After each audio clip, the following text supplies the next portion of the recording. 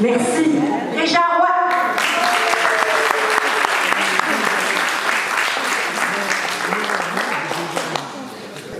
Bonjour. Ben, merci de m'avoir invité. Puis je vais essayer d'être époustouflant en 20 minutes, une demi-heure. Bon, je vais commencer différemment de mes autres conférences parce que vous êtes un groupe différent. Vous avez des prises de conscience que je peux dire des choses ici que je ne pourrais pas dire n'importe où. Fait que je vais vous emmener de prise de conscience à prise de conscience, comment ça se fait qu'on arrive à vous présenter le jardin autofertile. Puis je vais vous montrer des photos tantôt, des images, parce que c'est tellement différent des randonnions qu'on a l'habitude de voir. Que quand je dis que ça peut être plus abondant, que ça peut être plus ci, plus ça, les gens ne réalisent pas si je ne leur montre pas de quoi ça a. Mais avant, comment est-ce qu'on arrive à permaculture, jardin autofertile, version 2.0 pour la permaculture? Pourquoi est-ce que j'arrive à vous dire ça? Je vais faire un petit retour en arrière. Toutes les prises de conscience qui ont été prises. Avant, il y avait de l'agriculture paysanne. Okay? On cultivait pour rester en vie. On prenait conscience qu'au lieu de manger juste des framboises dans le champ, on pouvait cultiver des choses et choisir ce qu'on mange. Donc, c'était pour notre santé, pour rester en vie. Après ça, il est arrivé l'agriculture industrielle. Ils ont inventé des engrais chimiques. Pas longtemps après, ils ont été obligés d'inventer des pesticides chimiques, parce que ça ne marchait pas. Donc là, on a perdu de vue pourquoi on faisait à manger. C'est de la profit, là, eux autres, et non pas garder en vie. Parce que d'ailleurs, cette nourriture-là, garder en vie, des fois, bien mature. Bon. Mais je ne veux pas en mettre trop. Là, après ça, on a pris conscience en disant, il faut revenir à quelque chose qui est plus santé. Fait que là, il y a développé l'agriculture bio. Là, après ça, on dit, ouais, mais il y a d'autres niveaux de conscience que le physique. Fait que là, il y a eu plus les énergies, des choses de même. Fait que le biodynamie. Après ça, on a dit, ouais, mais il faut revenir à l'abondance. Là, on a le bio intensif. Okay? Après ça, ils ont dit, ouais, mais là, on vit dans notre environnement. Là. Fait que là, ils ont dit, il faut prendre conscience encore plus qu'on fait partie de cet environnement-là.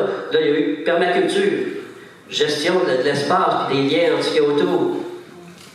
Après ça, on est arrivé en disant, oui, mais on peut-tu avoir tous ces avantages-là, puis rester assis dans la nappe tout l'été, que ça se fasse seul, comme dans la forêt, quand on était des cueilleurs au début? Avant même de commencer tout ça, on peut-tu y arriver? Ben, la réponse c'est oui. OK? C'est ce que je vais essayer de vous démontrer. C'est pour ça que j'appelle ça permaculture version 2.0, parce que c'est très différent de ce que beaucoup voient ou pratiquent dans la permaculture qu'on voit de tous les jours. Parce que si on met tous les livres de permaculture ensemble, il y en a ça d'épais. La majorité des champs qui font de la permaculture, ils copient 5 lignes dans ce ça-là. C'est pas assez. Il y a beaucoup plus de choses que ça à respecter pour vraiment faire la permaculture. C'est pour ça que je l'appelle 2.0, parce qu'on a réfléchi chaque petite étape de la permaculture. Permaculture, c'est trop vaste, là. Ça touche autant la forêt, le lac, l'élevage de poules, la serre, le potager, etc. Là, on s'est dit, pour aller plus loin, prendre conscience comme il faut se spécialiser un petit peu pour aller voir plus loin.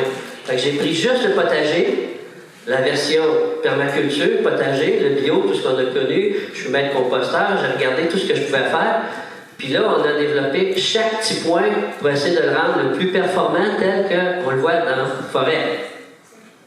Attention, quand on dit qu'on fait quelque chose de naturel, si vous ne le voyez pas dans la forêt ou dans la nature, c'est pas naturel. Il y a plein de choses qu'on fait à l'heure actuelle pour compenser les produits chimiques, là, qu'on fait dans le bio, etc., qui n'existent pas dans la nature. Du labo, ça n'existe pas dans la nature. La rotation des cultures, ça n'existe pas. Engrais verts enfouis, ça n'existe pas. Il y a plein de choses qui n'existent pas dans la nature, mais pourtant on fait en se disant, ben, on n'a pas le choix. Si on veut produire bio, ça prend ces choses-là pour pas qu'on ait les pesticides. Mais regardez un petit peu plus comment ça se passe dans la nature. J'ai été élevé dans la forêt, dans le bois, là. J'avais l'habitude de voir la forêt. Quand je regarde le jardin, c'est pas ça, je vois dans la nature. Là. Donc, on a repris chaque item. On les a retravaillés pour vraiment copier la nature. Là, on arrive avec quelque chose qui marche. OK, je vais avoir mon assistante qui va me pitonner à ma place. Comme ça, je vais pouvoir vous tourner le dos juste à moitié et non pas passer mon temps. Fait que, on va vous parler jardin autofertile, souvent. Ça se fait n'importe où. Hein? De la forêt, de prairies, il y en a partout sur la planète. Les déserts sont rares, puis souvent, il y a un être humain en arrière.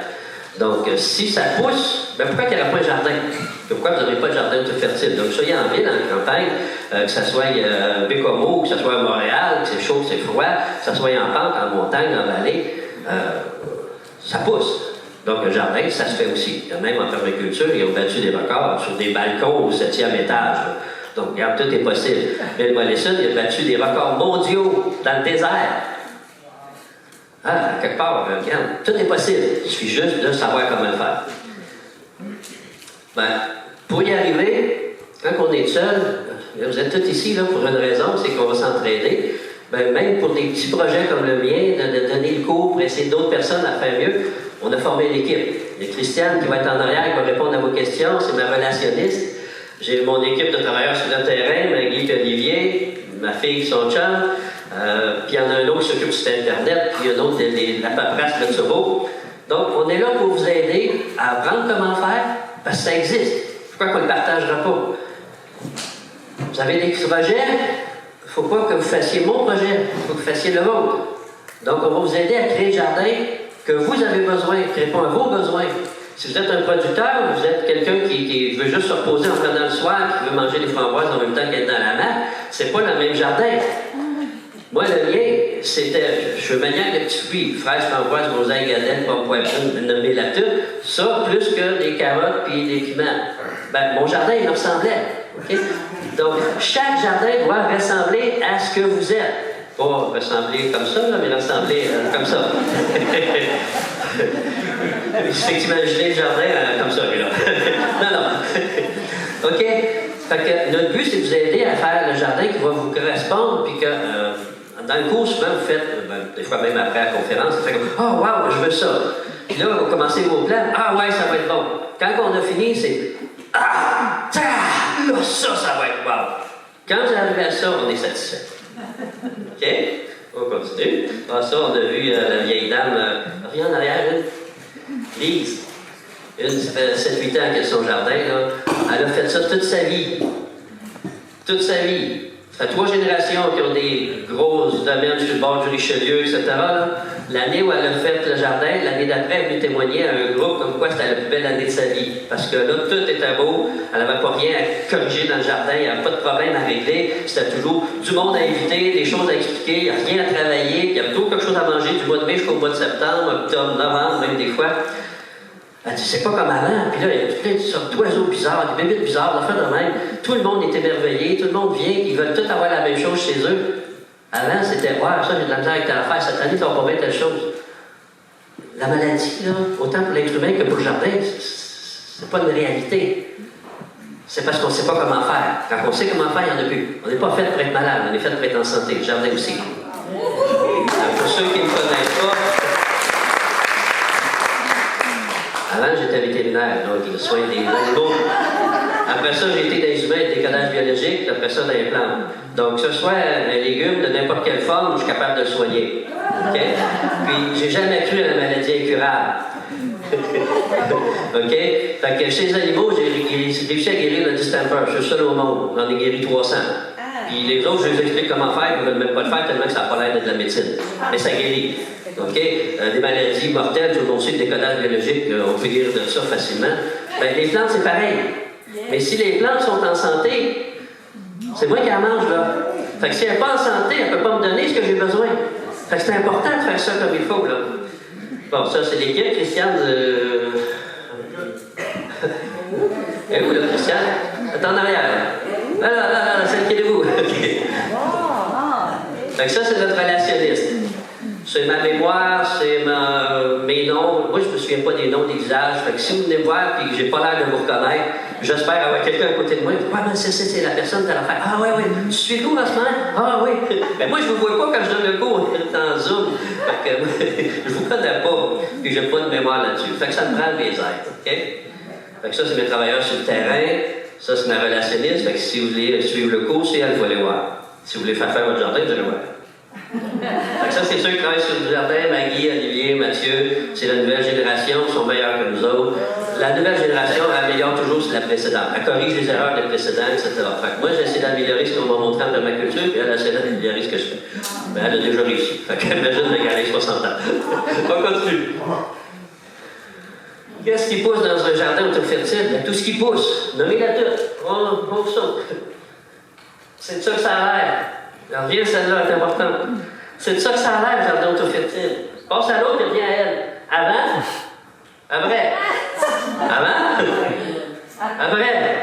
entre un gazon qui n'est pas écologique, l'invention de l'être humain, qu'un jardin d'Éden. Ce qu'on veut recréer, une forêt qui marche tout seul, c'est un jardin d'Éden. La définition du jardin d'Éden, pour ceux qui sont assez vieux, parce que les jeunes ne connaissent même pas ça, le mot jardin d'Éden, c'était toute pousse en abondance, tu as juste à tendre la main pour le cueillir. Donc, pas soigner puis fertiliser, non, tendre la main pour cueillir. Donc, ça qu'on va faire en 3 dimensions, il n'y a pas de maladie, il n'y a pas de travaux à faire, tout se fait seul. On va continuer. Fait que le jardin, son évolution entre le moment où c'est un gazon et le moment où ça donne d'autres tantôt, je vais vous montrer quelques images vite, là. Que ce soit les petits espaces, ça va être 30 pieds de diamètre. On commence par enlever la tourbe, vas-y plus vite. On aménage des buttes, on commence à mettre des plantes dedans, on laisse pousser. Ça, c'est dans la même année. Puis là, après ça, c'est le printemps l'année suivante, au mois de mai. Attention, un jardin conventionnel qu'on enlève tout à l'automne, on laboure, tu commences au printemps, il n'y a rien. Fait que quand tu mets des plantes, tu ne récoltes rien avant le milieu de l'été ou l'automne. Tandis que nous autres, on crée un jardin permanent. La forêt, on ne recommence pas à zéro à tous les ans, là. Elle est permanente. Donc les animaux qui vivent dedans, ils se nourrissent du début jusqu'à la fin de l'année. Ils ne prennent pas à récolte à l'automne puis dire, bon, on jeûne en attendant. C'est pareil pour nous autres, là. Donc un jardin comme ça, il y a plein de nourriture du mois de mai jusqu'au mois de décembre, là. OK? Et vous voyez les arches pour faire grimper les tuteurs, les plantes grimpantes, etc. On cultive des plantes en 3 dimensions. C'est plein, là, 4 pieds de large, 6-7 pieds de haut, plein de plantes jusqu'en bas. Là. Des fraises au sol, des laitues, des tomates, etc., des grimpantes, des courges, des affaires qui poussent dans les airs, là, que d'habitude on a un petit doigt à terre. Envoyer les citoyens dans les airs, c'est le fun. Ça, c'est comme ça que c'est supposé produire. Puis ça, les arches peuvent servir de serre. On met un plastique par-dessus, puis tu viens de les récolter 2 mois de plus au printemps, 2 mois de plus à l'automne. Donc, on peut quasiment cultiver sans énergie électrique ou quoi que ce soit. Là. On peut quasiment cultiver ou récolter pendant 10 mois sur un jardin. Puis en plus, comme c'est un jardin permanent, tu fais une fois, tout est fait à vie. Les buttes, les systèmes d'arrosage, les tuteurs, les aménagements pour les alliés, ça je vais en parler, c'est fait à vie. Le jardin, comme on parle de permaculture, il y a au moins 50% des plantes dedans, c'est des vivaces. Ils sont là pour longtemps. Fait qu'il nous reste juste un petit peu des annuels, puis récolter. Sauf attention, récolter, c'est une grosse job parce que ça produit 15 fois plus au pied carré. 15 fois plus qu'une récolte ordinaire. En randonnion, là, multiplie par 15, donc ça prend 15 fois moins grand. Donc ça fait beaucoup de récoltes. Notre gros travail, c'est récolter. Mais avant de récolter, le gros travail, c'est d'aménager. Nous autres, on n'entretient pas le jardin, on ne travaille pas dans le jardin. On le fabrique, après ça, on s'enlève pour qu'il se fasse tout seul. Donc, si on a bien aménagé, qu'on a respecté les règles, ça se fait tout seul. La forêt, on les a dénaturées, nos forêts. Hein? Ça ne pousse plus là où on vit. Il faut réaménager, il faut recréer cette forêt-là. Une fois que c'est fait, on s'enlève. Continue. Après ça, c'est l'abondance. Donc, on a l'abondance. OK? 15 fois plus.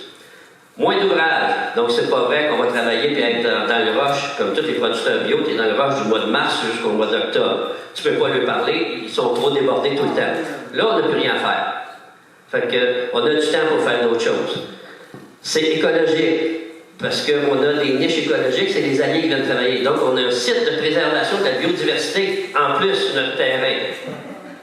OK? Puis c'est plus bio que le bio parce qu'il n'y a pas de pesticides naturels non plus.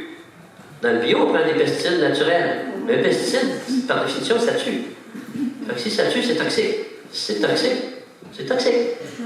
C'est moins pire que les chimiques, parce que les chimiques, notre corps ne sait pas comment réagir à ça, il ne l'a jamais vu. Les naturels, on vient à bout de s'en débarrasser, mais c'est toxique pareil. Fait que si on peut avoir bio, oh là, wow, c'est ça qu'on a, c'est ça qu'on offre. Continuez. Fait que pour y arriver, ben, ça prend un cours. Comme il me reste juste 20 minutes, je vais passer un petit peu vite sur le cours. On vous montre comment le faire, on fait ça en Zoom, c'est facile, c'est simple. Aussi facile que là, vous comprenez ce que je dis, ça va être la même chose, c'est pas des études scientifiques. Puis ce que je vous parle, vous l'avez vu dans la forêt, fait qu'à chaque fois que je parle de quelque chose, je vous poserai de l'étude pour vous le prouver, vous le voyez tous les jours. Même souvent, les élèves, à la fin du cours, ils disent « Moi, ça, on n'a pas toujours fait ça même, c'est tellement logique, c'est comme ça. » Okay? Ben, tellement logique, le problème, c'est qu'on copie nos parents, qui ont copié le parent, qui ont copié le premier qui a fait ça, puis si le premier s'est planté, tout le monde se plante. Ben, à quelque part, ça marche tout seul. Les plantes, ils savent comment pousser. Ils n'ont pas besoin de nous autres. Ça fait des milliers d'années qu'ils le font, ils vont continuer à le faire encore des milliers d'années. C'est juste qu'il faut lui donner la possibilité de le faire. Donc, c'est quoi qu'ils ont besoin pour le faire? C'est l'ensemble de la chaîne alimentaire, des liens qu'il y a entre eux autres. Regarde, tout seul, prenez chacun vos projets, soyez tout seul, là, parce que ça ne réalisera pas votre projet. Mais tout ensemble, déjà, un sauveur a besoin de ses victimes pour être sauveur, donc un médecin a besoin de ses patients, etc. Si vous voulez nourrir les pauvres, ça prend des pauvres. Donc, déjà, tout en partant, oui, pour avoir un vétérinaire, ça prend des animaux. Bon, ben, c'est la même chose dans le jardin. Si on met tous les éléments en place, ça peut se faire seul. Donc, on peut vous former, on peut vous donner des conseils, on peut même vous soutenir après. Comme là, je suis allé voir quelqu'un tantôt qui dit « Ah, ben oui, j'en ai entendu parler, je m'inscris au cours. Peux-tu venir voir chez nous si c'est faisable? » Ben oui. Okay. Avant de commencer un projet, déjà, si on dit « T'es déménagé », ça ne fait pas. Ça va pas bien. Tu sais, chez eux, il n'y avait pas 6 heures de soleil. Déjà, tu as 5 heures de soleil. Donc, il faut qu'ils trouvent des trucs pour augmenter d'au moins 1 heure, parce que ça ne pousse pas en bas de 6 heures, un jardin potager. Okay? Donc, on a jusqu'à 16 heures de soleil l'été, si on a 100%. On n'a jamais 100%. Donc, il y a des choses, des fois, qu'il faut modifier pour que ça soit compatible avec la vie.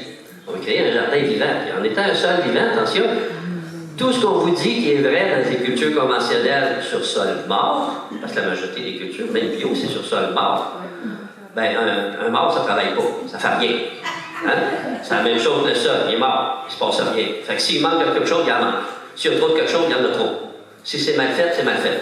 Là, on crée un sol vivant, puis il y a de la vie. La vie s'organise. S'il manque de phosphore, les champignons fixeurs de phosphore vont se faire nourrir par les plantes, puis ils vont se multiplier, ils vont fixer plus de phosphore, il n'en manquera plus. Même chose pour l'azote, même chose pour quoi que ce soit. Donc, la vie s'organise. Il ne manquera de rien. Et ça ne prend pas 5 minutes. Quand on crée un jardin autofertile, la première année, il va mieux que les autres, mais il y a encore des problèmes, il y a des difficultés. C'est un jeune jardin. Fait que tous les miracles que je vais vous parler, c'est pas nécessairement toute la première année que vous les avez. Mais après l'année 3, 4, 5, tout ce que je vous ai dit, ça va arriver. Puis que vous reveniez à un terrain qui est sableux, argileux, trop pauvre, trop ci, trop ça, dans 5 ans, il va tout arriver. Une fois que la vie s'installe, c'est tout arrivé. OK. Vous allez voir Christiane à la fin pour si vous voulez vous inscrire. Ah oui, si vous êtes ceux qui ont des cheveux blancs, des fois ça plie moins bien. Hein? Fait que travailler au sol, désherbage, puis tout planter, récolter, etc. En culture autofertile, déjà, on plante beaucoup moins parce qu'on mise surtout sur les vivaces. Puis la récolte, il y a plus que 50% de la récolte qui est dans les airs. C'est un jardin de 3 dimensions. La qualité des fèves, des courges, des cocons, etc., c'est tout dans les airs. C'est beaucoup plus facile. Là, attention, je vais vous faire mon petit jeu. Une des choses merveilleuses que j'ai vécues dans le jardin. La première année, les plantes framboises, j'ai poussé comme toutes les autres plantes framboises, à peu près cette hauteur-là. Mais comme c'est un sol vivant, très d'énergie dans le jardin, vous allez voir quand vous rentrez dans un jardin auto-fertile, le poil vous lève ses bras la première fois. Il y a une énergie différente qu'on va sentir. Il y en a qui disent qu'ils flottent dans les airs, qui sont moins pesants. Il y en a d'autres qui voient les petites filles d'affaires de même, peu importe comment. Il y a un monsieur même qui est sorti du jardin en pleurant, dit « Je viens de trouver ma raison d'exister. » Oh, OK. Mais le jardin, en vieillissant, il prend de la force, il prend de l'énergie. Tout ce qui a à se bâtir, ce qui manquait de quelque chose, c'est l'équilibre, etc. L'équilibre des alliés, tout ça, qui mange qui, là, pour qu'il y ait assez de grenouilles pour manger les masques, etc. Ça s'équilibre avec le temps. Fait qu'il y a un temps que tu n'as presque plus rien à faire. Puis là, tout va mieux. Puis là, mes framboises, la première année, qui étaient comme ça, l'année d'après, ils poussaient long de même, l'année d'après, long comme ça. Fait qu'au début, je les plaçais pour qu'ils restent sur le long de la bulle. Sur le long, à un moment donné, c'était tellement long qu'il dépassait l'autre, qui dépassait l'autre, qui dépassait l'autre. Là, j'ai dit, bon, au lieu de les mettre sur le long de la butte, j'ai décidé de les mettre d'une butte à l'autre, faire comme un tunnel, passer au-dessus de moi. Fait que là, je passais dans l'allée, plein de framboisiers. Puis là, ce qui se passe, c'est que le feuillage se vire vers en haut, prendre le soleil, puis tous les fruits pendent par en bas. Vous avez tous vécu le fait d'aller voir la belle grosse framboise, là, que tu essaies de passer au travers des branches, tu viens de la prendre, puis elle est tombée avant que tu te rendes, là. C'était la plus belle, tout le temps, qui tombe, là. Ben là, ça n'existe plus. Ils sont tous là, les pentes, ils attendent qu'on les cueille. Puis, je m'arrangeais pour pas tomber, là. Mais là, tu passes en dessous, là, puis, tu sais, quand tu veux manger frais, là, ça n'a pas le temps de perdre la fraîcheur, là. C'est facile, c'est beau, tu passes là, tu vois juste du rouge en dessous, là. Puis, imaginez une plante qui normalement est haute comme ça, que là, l'énergie et sa force, ça fait qu'elle pousse longue comme ça. Il y en avait jusqu'à 12 pieds de long, là, au lieu de 6-7 pieds. Ben, le fruit, lui, il fait wow, lui aussi, là. J'ai ma cousine qui n'en mangeait pas de framboises, parce que je ne remets pas ça, elle n'avait jamais mangé d'autre chose que des framboises d'épicerie. Entre vous autres, puis vous autres, ça ne veut pas grand-chose, des framboises d'hiver en épicerie. Là, j'ai fait goûter les miennes. Elle dit non, j'aime pas ça. Ouais, mais écoutez, c'est pas les mêmes variétés. Puis, c'est finis par la forcer à en manger une, après ça, il est devenu une voleuse de framboises. Le goût. Wow. Dans un milieu mal équilibré, oui, ils vont tous vous ravager parce qu'il y en manque. Mais comme on produit 15 fois plus, comme il m'en mangerait à moitié, je n'ai déjà 10 fois ma dose. En permaculture, partager les surplus. Ça ne veut pas dire donner ça à ton voisin, là. Si t'en as vraiment trop, des tomates. Tu sais, si t'as besoin d'équivalent de 5 plants de tomates, vas-en 10. OK? Fait que s'il y a une mauvaise saison, il y en a juste l'équivalent de 8 qui pousse, déjà, ça va prendre juste l'équivalent de 5, c'est correct. Tu peux en donner l'équivalent de 1 à ton voisin. Puis s'il y a des oiseaux, des bébites ou un raton laveur, je sais pas qui vient t'envoler un corps, il t'en reste tes 5. Fait qu'à partir du moment où tu en as plus que tes besoins, ça ne te dérange pas qu'il y ait des voleurs. Puis même des fois, les voleurs à 2 pattes, là, des petits pantalons qui viennent de chez le voisin, c'est pas grave. Des petits voleurs, là. Bon, fait que, regarde, ça c'est un problème. L'abondance fait qu'on passe par-dessus la peur d'en manquer, la peur de faire faillite, la peur. Les agriculteurs qui vivent dans la peur là, tout le temps, puis là, ça prend la rentabilité, puis là, c'est une mauvaise saison, etc. On s'en fout. Un jardin que tu n'as presque pas d'ouvrage à faire, presque tout le monde se retrouve avec une centaine de variétés de plantes en dedans de 2-3 ans. Là. Nommez-en les plantes, ils ont toutes. Puis, plus tu en as de ça, moins tu manges de chacune. Donc, ça en prend moins de chacune. Puis, comme c'est 15 fois plus abondant, il y en a trop. Il y en a tellement de trop, comme on dit, même les tomates. Il y a plus de tomates à terre que je laissais là pour faire la fertilité du sol que de rentrer dans la maison, tellement c'est abondant. La nature, elle veut nous donner cette abondance-là. Il faut juste en donner la chance. Fait qu'on va parler, on va obtenir plus de santé, plus de biodiversité, plus écologique, 100% naturel, de l'abondance à nous sortir par les oreilles. On se crée un milieu de vie. Mettez un jardin, là, de façon à ce que vous ayez votre chaise, votre hamac, la table de pique-nique dans le centre du jardin. Vous allez plus jamais vouloir sortir de là. Même d'ailleurs, c'est pas vrai, vous allez sortir de là au bout de 5 minutes parce que vous êtes tellement énergisé que vous êtes pas capable de rester. J'en ai là qui venaient le soir de travailler, brûler bien raide, puis ils mangeaient, puis on attendait à demain pour aller retourner travailler. Là, ils reviennent dans le jardin auto-fertile, le petit hamac, la chaise, c'est une chaise zéro gravité qu'ils appellent, là. Et là-dedans, en plein dans le jardin, c'est un jardin juste de première année, il arrive de travailler, ça va là-dedans 5 minutes, puis je vais recommencer une journée de travail. Wow! Fait que faites-vous une place dans le jardin. Vous faites partie du jardin. Il n'y a pas juste les plantes, les alliés, puis la terre, puis etc. Là. Vous autres aussi. OK. Fait que le milieu de vie, puis l'autonomie. Autonomie, c'est un jardin permanent. Fait que s'il y en a qui pensent à la survie ou l'autonomie, etc., un jardin que tu as construit une fois, qu'il n'y a plus rien à faire. Il arrivera n'importe quelle catastrophe, on n'a plus de semences, on n'a plus de compost, on n'a plus de n'importe quoi qui s'acheter normalement. On n'a plus besoin de toute façon. Fait que si vous avez à survivre, c'est la chose idéale. La majorité des choses qu'on a besoin dans le jardin, c'est des branches, des roches, tout dans même. La nature nous le donne gratuitement. Et oui, la peur de survivre à ce moment-là, il n'y en a plus. Bon, pour avoir l'autonomie, un des problèmes dans le bio, qu'il y a des gens qui s'en vont, les granolas, là, qui se disent, bon, moi je veux avoir l'autonomie, etc. Mais ton jardin bio, il prend tellement de ton temps que tu n'es pas autonome dans les autres affaires, pour être complètement autonome. C'est l'alimentation, l'énergie, les finances, ton indépendance, tes compétences. Il faut t'apprendre d'autres choses aussi. Si tu veux faire tout ça, il faut que tu t'apprennes un peu d'électricité, un petit peu, un peu de ça. Si ton jardin prend tout ton temps, oublie les autres. Parce que là, on a un jardinage qui te laisse du temps libre, autant pour en profiter, comme pour être autonome aussi dans les autres choses. On va le passer plus vite, là.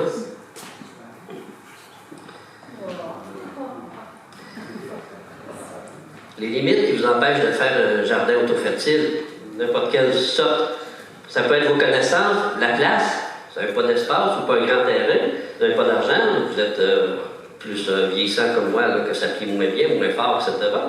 Manquer de temps, ben, ces choses-là sont contrées avec le jardin autofertile. On va y aller. Les connaissances, ben là, je suis en train de les distribuer. Si ça vous intéresse, on suit un cours, c'est fait. On passe à d'autres choses. En dedans, 40 heures de formation, devenez meilleur que les conseillers agricoles. Vous pouvez être plus performant que n'importe quel conseiller agricole dans votre première année. Étant donné que c'est la nature qui fait toutes les plantes, savent comment faire. Il faut juste bien l'aménager. Il faut réfléchir comme il faut avant de faire votre jardin. Plus vous avez planifié, plus vous allez réfléchir, moins vous allez travailler après. OK. L'espace. Regardez un petit espace comme ça de 30 pieds par 30 pieds. Vous avez vu tantôt de quoi ça a l'air. On continue. Bon, Ça a l'air de ça, une fois que c'est... il y a plein de plantes jusqu'en l'air. Puis, attention, à l'automne, il y a des plantes qui sont faites pour être grimpantes, qui ne sont pas faites pour être à terre. Il y a une raison pourquoi ils grimpent.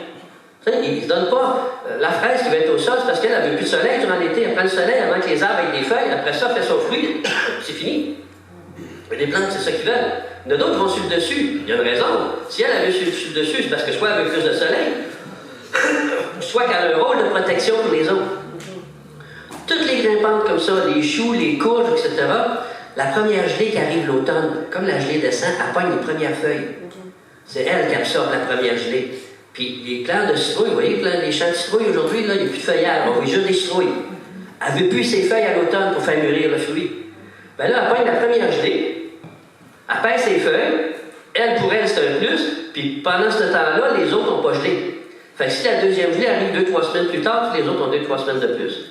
Puis à la deuxième gelée, c'est l'autre couche de feuilles qui va pogner la gelée. Fait que toutes les autres plantes encore plus bas, ils ont encore 1 ou 2 semaines de plus. Fait qu'on vient d'étirer à l'automne. En plus, sur le terrain, comme on garde beaucoup de vivaces, beaucoup d'annuelles, les vivaces là, servent à garder les bactéries vivantes l'hiver qui sont encore vivantes au printemps suivant.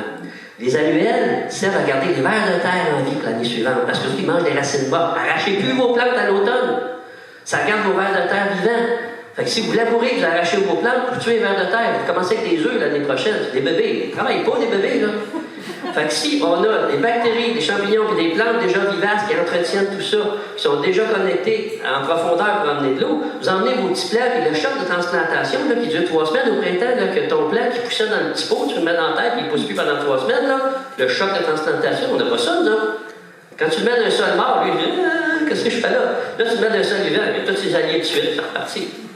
Fait que tu viens de gagner 3 semaines au printemps, tu as 2, 3, 4 semaines de plus à l'automne, plus si tu mets un petit toit, tu gagnes un autre 2 mois, 2 mois. C'est pour ça qu'on peut arriver à 10 mois de production, de frais, du bio. OK. L'argent. Bon, je suis désolé. L'inconvénient du jardin autofertile, c'est que ça coûte plus cher la première année, étant donné qu'on fabrique un jardin permanent. On va mettre plus d'ouvrages, plus de planification, on va faire des aménagements permanents, donc un système d'arrosage, des tuteurs, on va acheter des vivaces, on va faire les niches écologiques, les alliés, donc ça coûte quelque chose. Ça, c'est dommage, c'est mon seul inconvénient, c'est ce qui fait que ça va retarder certaines personnes à embarquer dans le projet d'avoir un jardin autofertile. Mais par exemple, après ça, quand vous travaillez presque plus dans le jardin, ben, il vous reste du temps, vous faites quoi? Aller travailler à l'extérieur, vous avez besoin d'argent. Ben, les gens, des fois, ils disent, ben là, j'ai le choix, ou je fais un jardin, j'essaie de vivre de ça, ou je garde une job. Ben là, c'est pas avoir les deux. OK. Fait que l'argent, c'est plus une limite. Le temps, passe à la prochaine. Ça, c'est tous les jobs qu'on a pu à faire. C'est les jobs les plus longs dans un jardin conventionnel, là, on n'a pas à les faire. Le désherbage, mon jardin, qui avait 10 000 pieds carrés, là, 100 pieds par 100 pieds, normalement, sur un calcul, ça aurait dû me prendre 300 heures de désherbage par année. Après ma 3e année, une fois que mon système a été bien installé, j'avais chaque année entre 3 et 10 heures de désherbage pour toute l'année, au lieu de 300. 3 heures, 300, c'est 1%. Il reste 1% du temps de désherbage. Là. Il y a une année, j'ai eu 1 heure de désherbage. 0,3% du temps de désherbage.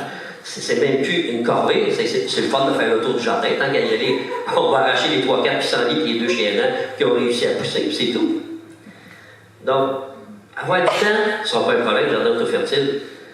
L'ensemble des règles jardin autofertile, c'est ça. La section de gauche, c'est celle qu'on fait une fois qu'on construit le jardin. OK, il faut les savoir, mais après ça, c'est fait, on les oublie. Ceux de droite, c'est tout ce qu'on n'a pas à faire. D'ailleurs, ma page n'a pas assez longue, j'en aurai d'autres à rajouter. Ça, ce qu'on ne fait pas, on ne fait pas. Il n'y a pas de temps à mettre, il n'y a pas d'argent, il n'y a pas rien. Les vraies règles, c'est ceux du centre. C'est tout. OK, continue. La force, comme il y a 50% de la récolte qui est en hauteur, donc c'est pas dur, c'est plus facile de descendre une courge des fèves que d'essayer de se pencher pour les ramasser. Puis comme tout est permanent, on le fait juste une fois dans notre vie et c'est fini. J'ai pas à labourer chaque année, j'ai pas à tout bouleverser à l'automne, j'ai pas à enlever les tuteurs et les remettre au printemps. Tous ces jobs-là, j'ai pas à forcer là-dessus. OK, donc on force presque plus. 50% oui, de la récolte. Il y a plein de choses qui poussent en hauteur. Bon, une fois qu'on a regardé qu'est-ce qui nous empêchait de le faire, maintenant, pourquoi je le ferais? OK, continue, oui. Pourquoi je ferais un jardin autofertile? Il y a plusieurs raisons. Pour ma santé, pour manger diversifié, pour manger plus longtemps du frais, puis en avoir plus. OK, je vais aller plus vite. La santé, c'est plus bio que le bio. Donc ça, c'est sûr que c'est très santé. Les fruits et légumes sont cueillis mûrs. Ce qu'on achète à l'épicerie n'a pas été cueilli mûr. Puis la nature met les enzymes et tout ce qui est important dedans à la fin. S'ils mettent ça trop vite, ça se gaspille, puis ils ne veulent pas que ça soit mangé avant que ça soit le temps. Donc ils mettent ça juste à la dernière minute. Fait que quand c'est cueilli comme mûr, désolé, mangez du vide. OK? Les aménagements pétroliers, on va les voir plus en détail. Il y a des études comme celle-là qui montrent la différence entre la quantité de calcium, magnésium, fer qu'il y a dans n'importe quoi. On va prendre juste les tomates en bas, la quantité de fer. Dans du bio, il y aura 1938 ppm de fer, tandis que dans la culture chimique, il y aura 1 ppm. Une étude comme ça n'est pas acceptée comme étant scientifique. Parce que dans le bio, il y a des variables. Le sol est vivant. Donc, cette étude-là, si on la fait 50 fois, on va avoir 50 résultats différents. En science, si tu as un résultat différent, l'étude n'est pas acceptable. Mais entre 1938 et 1, même si ça varierait de 1500 à 2000, on s'entend-tu que la différence est énorme, puis vous regardez, c'est tout pareil partout, qu'elle ne soit pas acceptée comme une étude scientifique valable, c'est quand même un résultat qu'on peut analyser de façon valable. OK? Fait que faire attention quand je vous dis que ce n'est pas une étude scientifique valable. Les études scientifiques valables pour prouver que la cigarette était cancérigène, là, ça fait juste 20-30 ans que c'est fait. Mais ça fait 150 ans qu'on sait que c'est cancérigène. OK? Une étude scientifique, c'est une chose. Le savoir, c'est autre chose. OK. Bon, la santé de qui? Là, nous autres, le jardinier, ce qu'on mange, puis ce qu'on respire, etc., c'est le fun d'être en santé. Mais nos animaux ou nos alliés qui vivent dans le jardin, c'est le fun. Notre sol qui ne soit pas contaminé ou détruit, comme à Saint-Hyacinthe, il y avait 9 pieds des pattes de terre noire, il y avait 6 pouces. En 100-150 ans de terre cultivée de façon chimique. Là. Parce que ça prélève la terre, mais ils ne mettent pas. C'est énorme. Votre environnement, qu'on soit un site de préservation de la biodiversité, que créer de l'oxygène dans le sol, etc., que votre sol soit fertile, tout ça. Wow, c'est vous qui vivez là. C'est pas le terrain. Là. OK. Donc, la santé, ouais. La diversité. Vous pouvez avoir de tout, là, des fruits, des herbes, des légumes, des vivaces, des annuelles, des choses pour se nourrir, pour se soigner, etc. En général, les gens qui ont un jardin tout fertile, quand tu vas les voir après la 2, 3 ou 4e journée, tu demandes comment tu es rendu de variété de plantes dans ton jardin. C'est rare qu'il y ait un bois de 100 variétés de plantes différentes. Puis, tu sais, moi, j'étais rendu, j'avais juste les framboises, j'avais des framboises rouges, des framboises jaunes, des framboises noires, des framboises pourpres, des framboises d'automne. Juste framboises. Tu sais, déjà, c'est de la diversité, puis tu ne goûtes pas pareil. Tu sais, quand tu arrives au printemps, les framboises noires, c'est wow, j'ai hâte. Après ça, il arrive les rouges qui goûtent bien meilleurs. Ah, ben là, OK, il y avait l'abondance des noirs, mais là, les rouges sont meilleurs. Puis là, après ça, quand il y a les grosses chaleurs qui arrivent, les jaunes, ah, c'est tellement plus juteux, la jaune. Ah, des chaleurs, c'est celle-là que je veux. La framboise pourpre, qui est énorme, elle arrive n'importe quand. Puis à l'automne, t'as encore des framboises d'automne qui arrivent. Ah, wow! Pas besoin d'aller chercher ça au Mexique, il y en a plein chez nous. OK. Bon, la diversité, on y va. On m'a demandé d'arrêter à demi. Qui est ennemi? Non, continue. Il n'est pas ennemi. Maman, t'as dit 2 heures, moi. Il reste une grosse minute. On continue ou on arrête ou des questions? On continue. OK, tant pis pour vous autres. OK, la disponibilité. Dans un jardin conventionnel, vous avez des légumes. L'été, c'est 3 mois à peu près de jardin. Puis le premier mois, 1 mois et demi, vous n'avez rien récolté. Donc, il vous reste à peu près 1 mois, 1 mois et demi de frais récoltés dans un jardin conventionnel. Nous autres, comme c'est un jardin permanent, dès le mois de mai, moi j'ai une dizaine de sortes de récoltes dans mon jardin de frais. Là. Mai, juin, juillet, août, septembre, octobre, novembre, décembre. Puis si je mets une petite toile par-dessus mes arceaux, même les carottes, puis des affaires que, tant que le sol n'est pas gelé dur, des fois même en janvier, les épinards encore en janvier, ils ne poussent plus, mais ils sont encore mangeables, frais. Ceux qui ont mangé une carotte d'hiver, ne peuvent jamais manger des carottes d'été. C'est tellement plus nourrissant, sucré, goûteux, une carotte d'hiver, parce qu'elle a tout là, dedans pour passer l'hiver. Fait qu'on a 10 mois de production, donc c'est disponible. On peut en avoir du frais tout le temps. Là, après ça, il nous manque juste une tour à mettre dans la maison pour décembre et janvier. Là. Fait que c'est facile de faire une serre avec le jardin. L'abondance. Il n'y a pas de méthode de culture dans le monde qui produit plus que la permaculture. Puis le jardin auto-fertile, au niveau du potager, c'est le top, c'est version 2.0, là. OK? Fait que vous avez une grande variété, disponible longtemps, ça se conserve plus longtemps. Un oignon, là, c'est fait pour se garder jusqu'à l'année prochaine. Pourquoi qu'il pourrisse au mois de décembre en dessous et qu'il n'y a plus rien, là? C'est parce qu'il n'y avait pas ce qu'il faut. Parce qu'il a été poussé dans un sol qui n'avait pas ce qu'il faut, il n'y avait pas de vie. Fait que ce légume-là, quand vous le mangez, s'il n'y a pas ce qu'il faut pour lui, il ne vous le donne pas non plus. Fait que c'est important. Attention, il y a même des plantes, c'est plus grave que d'autres. Toute la famille de l'ail, ail, oignon, poireau, ciboulette, échalote, c'est des purificateurs. C'est le médecin du jardin avec les autres plantes, mais c'est purificateur. Il purifie le sol. Mais aller d'un sol intoxiqué, que ce soit bio ou chimique, là, c'est intoxiqué, il l'absorbe. Fait que quand tu le manges, il te le donne. Ah!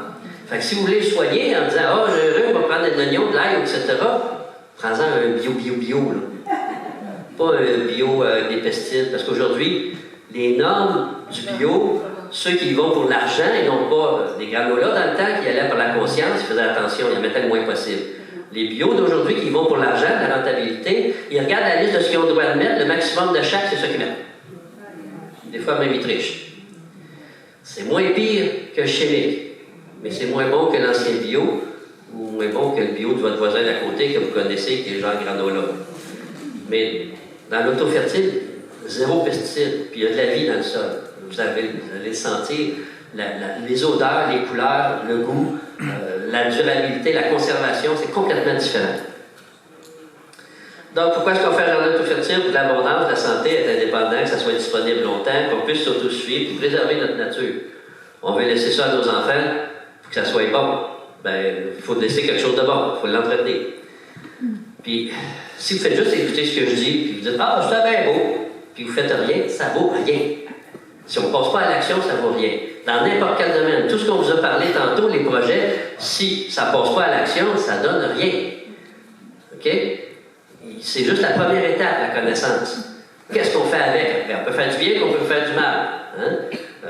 Einstein, il a inventé EMC2, là, avec ça, on a fait la bombe atomique, les scanners. Il y en a un qui était meilleur que l'autre. C'est pareil avec nos connaissances. Comment est-ce qu'on y arrive à avoir un jardin auto-fertile? On crée de la vie dans le sol, on l'entretient.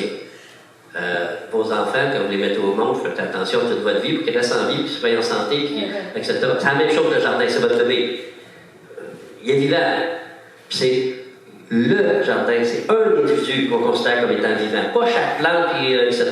Non, c'est un. C'est un tout. Si le tout est vivant, toutes les autres plantes sont en santé. On a un à prendre soin, pas 10 000. Tu n'as pas à connaître tous les besoins de toutes les plantes, puis tout ce qu'ils ont besoin, etc. Non, un. Le sol, l'ensemble du jardin. Oublie le reste. On produit en 3 dimensions. Au lieu d'en vendre d'oignon comme avant, c'est une dimension, ou sur les buttes, comme ils faisaient, en longueur, en largeur, mais ça d'eau, là, 2 dimensions. Là, on va 3 dimensions. 6-7 pieds de haut. Imaginez la quantité de production qu'il y a là-dedans, de feuillage, de résidus de culture qu'il va y avoir, de vie qu'il y a dans le sol, avec tout ça. C'est ça qu'on va récolter. Copier la forêt, ça je viens de parler, créer des liens. La permaculture, c'est ça, créer des liens. Créer des liens entre la serre et le poulailler. Créer des liens entre une plante et l'autre. Créer des liens entre vous et le jardin. Créer des liens entre tout ce qu'on... Plus on va réfléchir à créer des liens, moins on va travailler après. Ça, dans le cours, on parle plein de choses, tout comment ça marche, comment placer les choses d'un par rapport à l'autre, faire en sorte que nous autres, en bout de ligne, on s'enlève et ça marche tout seul. Favoriser la synergie, ben c'est ça. Tout ça arrive à faire une synergie qui fait que ça donne plus de résultats que qu'est-ce que tu as travaillé. La nature travaille pour nous autres, ils savent travailler, ils mangent juste ça. Une grenouille, tu ne dis pas, ah, il faudrait que tu manges une dizaine de limaces aujourd'hui, là, sinon tu ne seras pas payé. Si elle est capable de manger 10 limaces, elle va y manger, là. Vous n'avez pas besoin de lui demander. Fait que faites juste trouver un petit trou d'eau, là, qui rentre dans le jardin, puis elle va aller manger des masses à tous les jours. Puis, il n'y a pas de méchants dans le jardin. Ça n'existe pas, les gentils et les méchants. C'est une invention de l'être humain. Quand un sol ou un jardin est mal conçu, ben, l'équilibre ne se fait pas. Fait que si tu as un sol qui est déséquilibré, tu mets de laitue là-dedans, la nature élimine les faibles, donc ta laitue est faible. La seule chose qui peut rentrer dans le jardin, c'est ce qui manque tu manges de la laitue, donc il va y avoir des limaces. Ils vont en avoir au point où ils vont détruire ta laitue.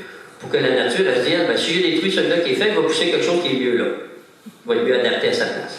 Mais si on a un milieu qui est adapté, La laitue, elle commence à pousser. Là, c'est normal qu'il arrive des limaces après. Les limaces, ça n'arrive pas avant, sinon ils seraient morts de faim. Ça qui arrive après. Elle commence à agresser la laitue en mangeant un petit peu une partie des feuilles. Puis si vous avez remarqué, la laitue, elle laisse tomber une feuille de temps en temps pendant sa croissance. C'est pour nourrir les limaces. Parce qu'en nourrissant les limaces, elle s'assure qu'il va toujours en avoir. Puis s'il y en a toujours, c'est sûr qu'il va toujours avoir des grenouilles, des salamandres, et d'autres bébites qui vont manger les limaces, qui vont la contrôler, qui vont faire la chaîne alimentaire. C'est pour ça nos aménagements pour attirer nos alliés, faire en sorte que la chaîne alimentaire se fasse. Pour qu'après ça, nous autres, on se retire. Fait que la laitue, comme elle a été agressée par la limace au début, elle dit « Oh, il faut que je fasse plus de feuilles parce que je risque de me faire manger. » Fait qu'au lieu de faire une laitue grosse de même, on en fait une grosse comme ça. Le vrai rôle des limaces, c'est de produire plus de végétation. Pourquoi on dit que c'est une méchante? C'est pas vrai. C'est juste qu'on a mal compris son rôle. Si on lui donne la chance de le faire, c'est bon. Bon, la vie dans le sol, il y en a de toutes les formes. Dans le cours, on vous explique tout comment les aider. Bon, il y en a de toutes sortes. Donc, on va en montrer plein. C'est tous des alliés. C'est tous des alliés. Appelez les gentils, méchants, que s'il y a un agronome qui est ici, qui va dire « Oh non, non, ça c'est une maladie. Ça, non, non, c'est pas vrai. » OK? C'est tous des alliés.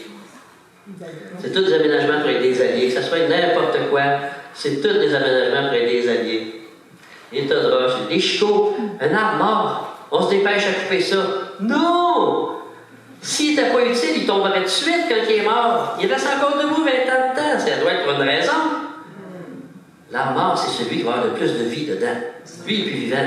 Mais il va attirer les oiseaux piqueurs, les pics, les trous faits, ça va attirer les larves de ceux qui sont dedans. Après ça, ça va attirer les autres sortes d'oiseaux qui mangent ces larves-là. Les rapaces se perchent toujours sur un chicot, un arbre qui est mort, qui n'a plus de feuilles, parce qu'il protège ses plumes. Il n'y aura pas d'un arbre vivant. Il y a plein de choses qui se passent dans le chicot. Puis comme il ne se défend plus, cet arbre-là, il va être facile à attaquer. Dans la nature, ils sont paresseux, les pics-bois, ils sont paresseux, les bébites qui pondent des larves, etc. Ils vont aller attaquer celui-là, au lieu d'attaquer vos bons arbres. Fait qu'en ayant des chicots dans le jardin, vous préservez vos autres arbres qui restent en santé. Il sert le chicot, il est important. Il existe dans la nature, donc il y a une raison. Produire en 3D, regarde, c'est fun quand tu rentres dans un jardin, là, puis tu sais, ça passe au-dessus de la tête. Tu rentres là-dedans, puis en passant, les arches, là, comme ils sont en fer, ça fait cage de Faraday. On a développé ça depuis le début de cette année. Comprendre qu'à un moment donné, le même plant de tomate, tu le mettais dans le jardin au-dessus des arches, puis le même plant, l'autre plant de la même graine, etc., tu le mets ailleurs, puis l'un qui a les tomates grosses de même, puis l'autre sont grosses comme ça. Qu'est-ce qui se passe en dessous, là? C'est la même technique de jardinage, c'est juste les arceaux qui étaient la différence. Ah. On s'est rendu compte que ça fait une cage de Faraday, ça protège de toutes les ondes cellulaires et autres, là. Donc c'est protégé. Là, même, étant donné qu'on a compris ça, ben là, on fait des arches même au-dessus de notre place à nous autres. Là, on va s'asseoir. Fait qu'on a des tuteurs sur les buttes, on a des arches pour l'entrée, puis on fait même un dôme, plusieurs bras, pour faire grimper les fèves des vignes, etc. Donc, ça nous perd au-dessus de la tête. Mais on est en dessous de ça. Puis quand j'arrive avec mon cellulaire, qu'à l'extérieur, mettons, j'ai 4 lignes, je rentre dedans, puis j'ai 3 lignes, 2 lignes, 1 ligne. Wow! Parce que ça, c'est un problème. Oui? Avez-vous fait une étude avec l'électroculture et des arches en cuivre? Êtes-vous rendu là? Il y en a qui sont en train de le regarder cette année-là. OK? Fait que non seulement, bon, ils sont en fer, là, c'est juste des rods de ciment, là, qu'on met dans le ciment. Fait que le fait que c'est planté dans la terre, ça grande, puis le fait que ça protège les ondes. Le cuivre est encore plus performant que le fer. Fait qu'il y en a qui sont en train d'étudier les tours, les dômes, etc., là, les triangles, etc. On est en train de l'étudier. On a une grosse puissance entre les mains qu'on ne connaît pas encore comment l'utiliser à son maximum, mais ça s'en vient. Oui? Avez-vous, avec les dômes, les cuivres et ça, faites ça en géométrie sacrée? Pas encore. Ça nous prend quelqu'un qui connaît ça pour venir nous montrer. Je le donne, je le fais volontaire. Oui? Moi, je connais des gens qui veulent s'installer en communauté et qui cherchent différentes technologies pour être autonomes au niveau alimentaire à longueur d'année. Ils explorent naturellement les serres, différentes technologies de serres qui sont plus poussées certaines par rapport à d'autres. Et si on parlait d'un projet comme le vôtre, quel serait votre argument par rapport à une serre ou par rapport à vous qui êtes seulement saisonnier, on va dire quand même quelques mois 10 mois par année, comme vous dites? 10 mois, oui, il en manque beaucoup. Bon, oui, on est en train de regarder le principe des serres. On en regarde 2 modèles en ce moment qui sont en expérimentation. Un, que justement, c'est le dôme. Je vais montrer une photo, m'en est vite, là. Il y a les tuteurs au-dessus des buttes, mais il y en a un autre aussi au-dessus de plusieurs buttes. Là. Il y en a un qui a ça avec juste mettre une toile puis il passe l'hiver. Puis en plus, il a passé des tuyaux dans le sol pour faire le géothermique passif pour que l'air qui est à moins 20, moins 30 durant l'hiver, qu'elle va passer dans le sol, elle arrive à plus 8 dans la salle. 8,6 aujourd'hui, plus précis. Donc à ce moment-là, pour une petite femme qui coûterait 5$ d'électricité, tu peux avoir dans tes tunnels, là, il y a la grosse serre, mais chaque but va avoir son propre petit tunnel, on envoie de l'air à plus 8, donc avant que ça gèle, tu peux passer l'hiver. Donc ça, c'est la première chose qu'on est en train d'expérimenter. Le deuxième, c'en est un qui est en train d'expérimenter un nouveau modèle de serre. C'est un monsieur qui a travaillé sur la conception d'affaires bizarres, là, comme Hoover, de choses de même. À un moment donné, il va faire 2 murs. Si le soleil se lève là, puis se couche là, il fait un mur ici, un mur là, isolé. Puis la serre va être en rond, mais avec des toits. Une partie du toit qui est comme ça, puis l'autre partie du toit qui est plus loin comme ça. Donc le soleil passe entre les toits, mais il n'est pas fermé. Donc c'est comme une serre ouverte. Donc on sait que dans les serres, les abeilles, etc., parce que c'est fermé, ils perdent leur sens d'orientation, tandis que là, ils ne perdront pas. Ça protège du gel, ça protège des ondes nocives noires, que je ne sais plus comment les appeler, là. Puis ça va garder quand même la chaleur, donc ça va créer un microclimat pareil. Donc ouvert, mais en étant de serre pareil, il va y avoir toutes sortes de protections différentes. Fait qu'on est en train de regarder les deux, puis après ça, on combinera les résultats des deux, pour en faire une qui ferait le tout. Plus toutes les autres choses que vous pourrez rajouter. À chaque fois que je donne un cours, on partage les compétences, les connaissances des élèves, puis on pousse toujours plus loin. Il y a toujours quelque chose de plus là. Il y a toujours un Chicho connaissant, un patenteux, qui dit « Hey, regarde, moi, telle affaire. » OK. Moi, j'ai amélioré la partie, elle améliore la partie du design, un autre améliore les serres, un autre telle autre affaire, etc.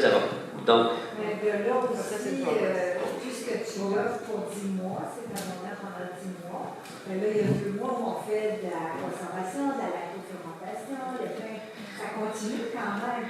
Oui. Toute la gestion de cette abondance-là, oui. on la consomme par C'est ça. Si on prévoit aussi dans ce qu'on cultive des choses qui se conservent, de l'ail, des oignons, des courges, etc., il y a plein de choses qui se conservent. Des choses qu'on peut congeler, des choses qu'on peut lacto-fermenter, des choses qu'on peut juste sécher, déshydrater, etc. Topinambour, c'est une abondance. La patate est considérée comme la culture la plus abondante, qui donne le plus d'abondance pour ce que tu sèmes, là. Puis le topinambour le dépasse de 4 fois. Puis le topinambour est bien meilleur point de vue valeur nutritive, etc. Puis on peut en récolter la moitié à l'automne, la moitié au printemps, donc tu as du frais même. Puis ça peut se déshydrater, ça peut se conserver, ça peut se faire des chips avec ça, ça va faire.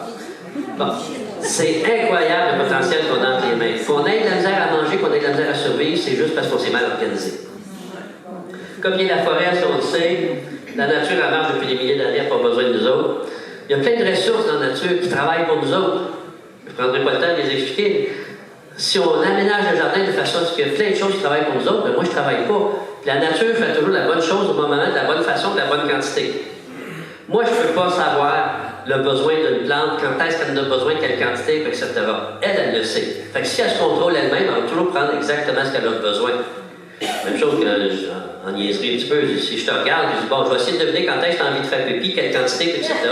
Regarde, je ne serai jamais capable d'arriver juste. Ben, c'est la même chose que mes plantes. Si j'essaie de tout deviner à sa place, je vais me planter, là. La nature, c'est faire la bonne chose, au bon moment, la bonne façon, la bonne quantité. L'erreur avec le compost, c'est qu'on a décidé de le décomposer dans des tas, que c'est pas comme ça que ça se décompose dans la nature. Donc, c'est pas les bonnes sortes de bactéries, donc c'est pas la bonne digestion qui est mise là. Puis je donne ça à mes plantes, puis après ça, on se demande pourquoi il y a des maladies, ça va pas bien. C'est pas comme ça dans la nature. Fait que même le point fort du bio, qui est le compost, c'est une erreur, c'est une aberration. OK? Si je vous dis un exemple comparable, là, construisez votre maison en bois. Tu prends un arbre, tu le coupes en planches, tu fais une maison, ça va. Mais prends le même arbre, coupe-le en bûche. Essaye de faire une maison avec ça, ça marche pas. Tu n'as pas de plancher en bûche, là. OK? Pourtant, c'est le même matériel. Ça, quand on dit le compost, oui, c'est le même matériau. Non! C'est pas le même résultat en bout de ligne. OK? C'est anaérobie, tandis que le compost de surface, le paillis qu'il y a dans le bois, ben c'est aérobique. C'est pas les mêmes bactéries, c'est pas les mêmes champignons, donc c'est pas le même jus qu'ils vont sécréter pour nourrir la plante. Fait que si elle n'a pas les bons matériaux, faut pas être surpris que ça ne tient pas, nos oignons pourrissent avant d'avoir passé l'hiver. Des plantes, il faut en faire. La planification, la permaculture, c'est planifier. Il faut travailler fort là-dessus. Mettre la bonne chose à la bonne place, créer des liens entre tout ce qu'on va avoir. C'est quoi que vous avez comme projet chez vous? Il y en a qui apprennent la serre, il y en a qui apprennent l'élevage de poules. mais ils ne mêlent pas les deux. La permaculture te dit, si tu mêles les deux, qui s'entraident, il y en a un qui va nourrir l'autre, il y en a un qui fait l'oxygène pour l'autre, il y en a un qui a les résidus de nourriture pour l'autre.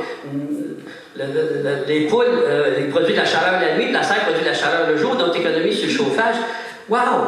Si tu sais mélanger les connaissances de différentes choses que tu as sur ton terrain, tu vas aller plus loin. Donc, il faut faire des plans. Continue. Il y en a plusieurs. Après ça, c'est votre imagination. Il y a plein de plans possibles. Après ça, il faut les réaliser. OK.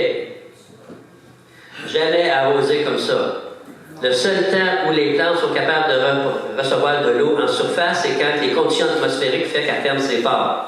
Là, elle est capable de recevoir de l'eau en surface. Le reste du temps, les pores sont ouverts. Si tu arroses, la maladie rentre avec. Un mois plus tard, il y a de la moisissure, tu ne sais pas pourquoi.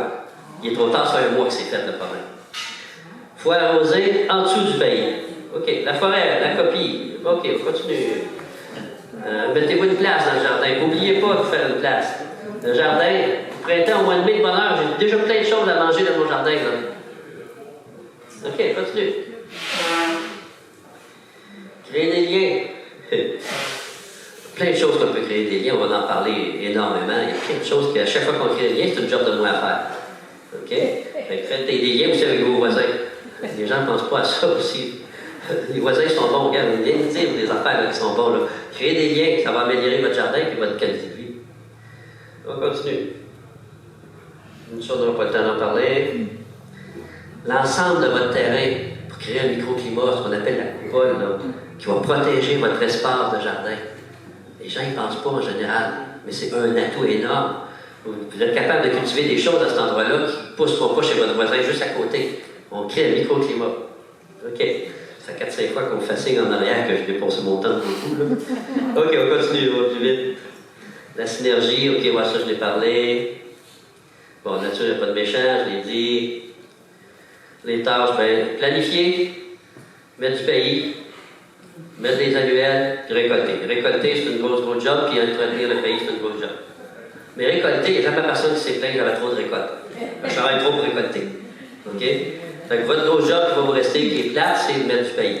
Mais mettre du pays, des feuilles, tu prends la poubelle, tu jettes les feuilles. C'est pas pesant. C'est pas comme labourer ou désherber. Donc, c'est pas des jobs qui sont aussi difficiles que dans le conventionnel. Fait qu'au lieu de presser la planète comme un citron, on a comme job de la préserver. Fait que ça, je l'ai dit tantôt, la nature fait la bonne chose, de la bonne façon. Donc, on n'aura pas de choc de transplantation, il n'y aura pas de journée perdue parce qu'ils ventent. Comme on crée un microclimat, chaque fois qu'ils vendent fort, les plantes ne poussent pas. C'est comme si c'était la nuit, pour faire les bases finies. On n'a pas de problème avec le gel parce qu'il y a des plantes justement qui sont là pour capter le gel avant les autres. Ou si on fait une mini-serre, c'est encore mieux. Il n'y a pas de maladie, il n'y a pas d'infestation d'insectes. Notre saison est beaucoup plus longue. Notre système s'améliore d'une année à l'autre. Déjà, le cycle de l'éthylène dans le sol qui permet au fer d'être absorbable, ça prend 3 ans sans labour pour que ça se fasse. C'est pour ça que toutes les terres agricoles qu'on laboure, les plantes sont déficientes en fer. Le fer est nécessaire autant pour nous autres, mais pour les plantes aussi, pour le système immunitaire. Pourquoi ils sont malades? C'est parce que tu laboures. Pas compliqué. Bon, le système s'améliore à chaque année. Il prend de la force. Quand les semences tombent, là, il faut quand même les dégager, quoi? Ils vont tout pousser à même place? Ben, mettons, on prend des laitues, je la laisse monter en graines. Une fois que j'ai mangé plusieurs feuilles, etc., je laisse monter en graines. Elle va laisser tomber 1000 graines. Il en pousse 500. 500 petites laitues poignées ensemble. Ben oui. C'est comme ça qu'elle pousse dans la nature. Ça doit être parce qu'elle est capable de gérer. Fait que ramasse tout ce que tu peux. Puis c'est beau. Puis ah oui, en passant, quand ça arrive, la première année, j'ai acheté des plants, j'ai mis au jardin. Dans l'année, on montait en graines, on fait des graines. L'année suivante, je ne savais pas qu'ils étaient pour réserver, fait que j'ai acheté des nouveaux plants. Puis là, je les ai mis dans le jardin. Ceux qui ont semé, oh, moi aussi, il y en a beaucoup à la même place. Je vais en prendre la moitié, ouais. J'aime bien faire toutes sortes d'expériences. Je laisse la moitié là intacte, je prends l'autre moitié, j'en divise dans 3-4 petits tas. J'ai eu 0 limaces dans ceux que je n'ai pas touchés. J'ai eu 1 ou 2 limaces de visibles dans ceux que j'ai transplantés. Puis il y en avait 4, 5, 6 dans ceux que j'ai achetés de l'extérieur. Donc juste ça, ça nous indique la force de vie. La nature, comme elle élimine les faibles, elle dit que toi, t'es faible. Toi, t'es un peu plus fort, t'attaques moins fort. Toi, t'es trop tough, je suis prêt à y aller.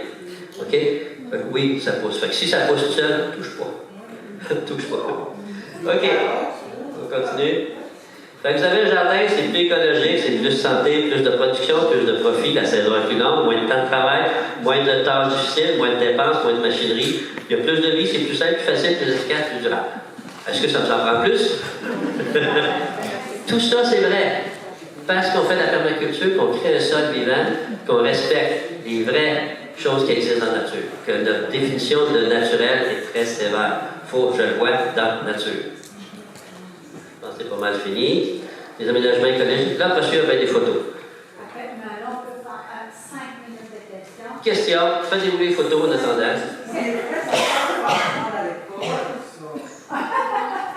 Ben oui. Ben oui. Il y a une prophétie sur moi. Une prophétie sur moi. 2 prophètes sont venus me dire que j'aurais une immense fortune pour financer des œuvres humanitaires des derniers temps. Une de mes missions que je me suis donnée, c'est de créer une école de permaculture au Québec, avec des satellites un peu partout dans le Québec, puis après ça un peu partout dans le monde. Il y a déjà des gens en Afrique et en Europe qui attendent qu'on puisse faire ça. Fait que oui, dans ces centres-là, ces éco-villages qu'on va créer, parce que si j'ai, selon la prophétie, le montant qu'on m'a dit, c'est des dizaines et des dizaines d'éco-villages que je vais pouvoir financer. Donc on va avoir nos écoles alternatives, nos hôpitaux alternatifs, que la maladie, c'est pas mortel, c'est pas vrai, que c'est incurable, etc. On va soigner de façon différente.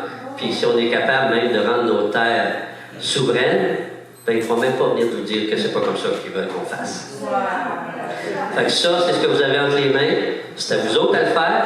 Oui, il faut se lever debout. Oui, il faut agir. Oui, il faut s'entraider. Oui, il faut le crier fort. Mais oui, on a tout entre les mains. Faites-le.